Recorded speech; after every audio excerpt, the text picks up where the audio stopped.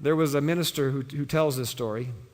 It was at a prayer service during midweek prayer meeting, and they had the testimonies, and a man stood up in the testimony service and said that he had recently been in Sydney, Australia, at a place called King's Cross. And he was waiting for a traffic light to turn from red to green, standing there waiting to walk across, when suddenly he felt someone tugging on his coat jacket. So he turned around and looked, and there was this shabbily dressed man pulling on his coat. And he thought, what in the world does he want? Well, once the man had got his attention, he said, "Sir, if you would die tonight, where would you spend eternity?" What a strange question. Now, just about that time, the light turned green, and so he kind of pulled away and walked across the street thinking, now I'm glad to get out of there. That's a dumb question, and thought he would just, brush it off. But he couldn't stop thinking about it. It kept pounding on his conscience. If you would die tonight, where would you spend eternity? And finally, after 3 weeks of not sleeping good and not getting any rest and having that question come to him time and time and time again, he said, I got to find the answer to that thing. He said, I finally pulled my Bible out and started studying. And I found the answer in Jesus. And I gave my life to him. And my whole life has been turned around. 2 years later, same church, same prayer meeting, same testimony time. A different man stands up, tells a story that sounds eerily familiar to the one told 2 years ago. I was at King's Cross in Sydney, Australia, waiting to cross the street. Someone pulled on my jacket, turned around and saw this derelict of a man. And he said, "Sir, if you died tonight, do you know where you'd spend eternity?" The light turned green. I walked across the street. Thought, I'm going to get rid of that question. Now, what a strange man. But I couldn't stop thinking about it.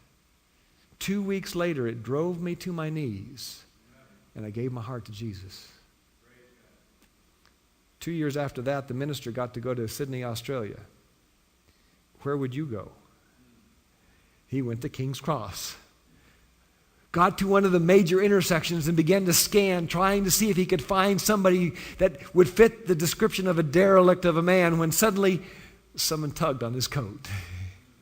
He turned around and he said, "Don't tell me. I'm going to tell you what you're going to ask me." And he told him the story of those two men. He brought the old man to tears.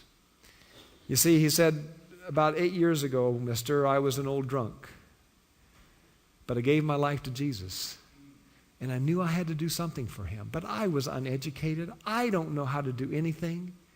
But finally I decided I could ask this question.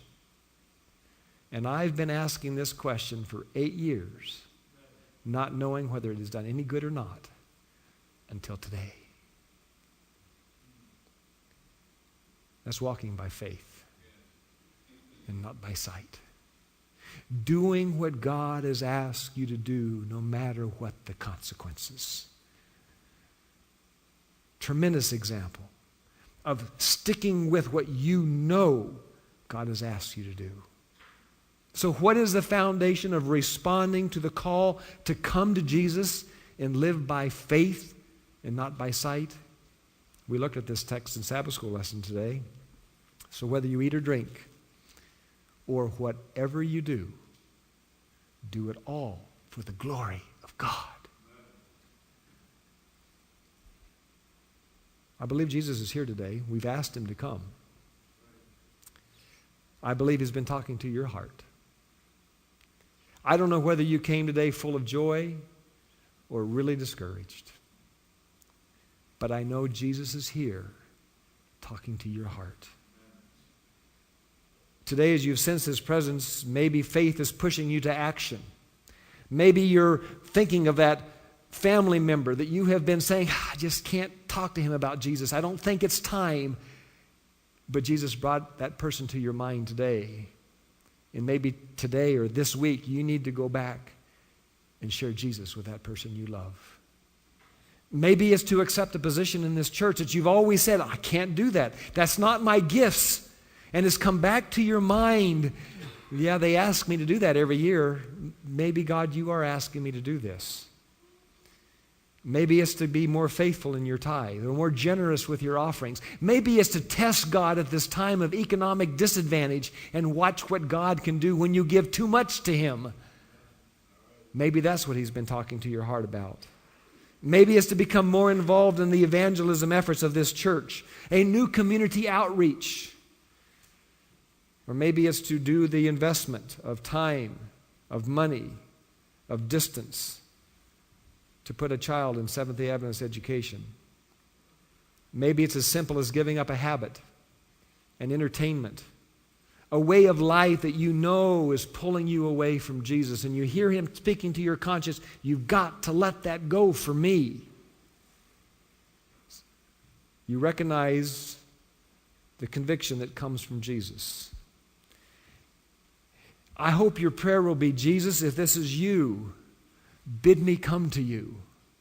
Because what will His answer be? Come.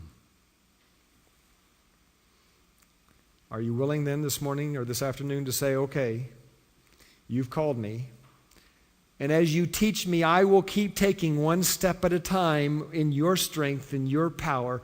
I won't quit as long as I know you're leading. I will do anything you ask me to do. If you're willing to do that this morning, if you're willing to make that commitment, would you stand with me? This may be the easiest thing you'll be asked to do if you follow this. Because though it's a simple gesture, I believe it can be the change of our lives. We maybe are doing this for more than we've done this before. But I believe we're living in the fourth watch of this earth's history.